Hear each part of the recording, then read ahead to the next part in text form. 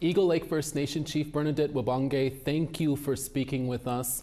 On December 20th, the Eagle Lake First Nation is seeking a judicial review of the Nuclear Waste Management Organization's site selection for the Deep Geological Repository for Nuclear Waste. That site will be located east of Wabigoon Lake and Eagle Lake near the town of Ignace. Can you tell us why this review is so important? Well, I think that the community itself basically felt that we should have had a right to that decision as well. I think that we believe that we were won and the territory was never surrendered by Eagle Lake First Nation. Chief, can you talk about how the communication and inclusion of this project between the NWMO and your First Nation broke down over time, and in the end, Eagle Lake was basically shut out?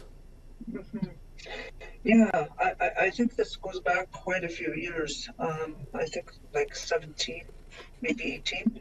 And I think the community at that time had requested to have some funding so they could carry out their own study, and that was never considered. It was like it had to be led by NWMO. And I think taking direction from the community, they wanted to have another process just to understand the nuclear waste management options, and also wanted to kind of have a look as to what are those the challenges, I guess, that we would be faced on, because Eagle Lake's always been protecting the land, and we believe that's a responsibility. And we're also seeing that members of Eagle Lake had concerns about the geological repository for nuclear waste. Chief, can you explain what those concerns are? Well, I think one of them was, that putting it into the ground itself, and in regards to, what are the effects of that long term. I think science itself says that they have the answer. They kind of think it will be safe, but I think science has proven itself that we don't always know the truth of that, right? We don't know for sure, and I guess that's what ponders us, is like, you can't guarantee. If you can't guarantee it, how can it be safe? And then the other thing is, why in this territory? And I get it. I understand a little bit about the selection process, but I guess the other thing is, when you make something, you would think that, and I know this goes back probably in the 1800s, maybe even further, nuclear waste and using it for, nuclear bombs and whatever.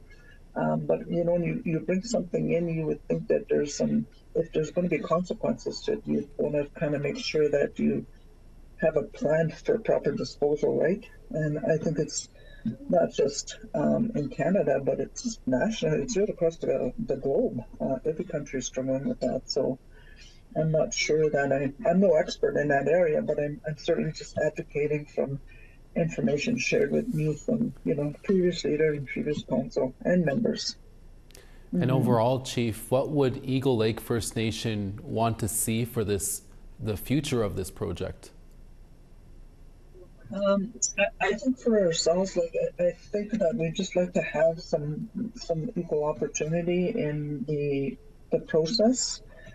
I don't know where other First Nations are at, or the support that we would be getting, but certainly we had hoped that we'd get support from other members. And like I said before, this is regarding nuclear NWMO and the government of Canada's processing, right? Yeah. And I don't know what that looks like. I think the history shows itself time and time again of relationships between government and First Nations hasn't always been the trusted one.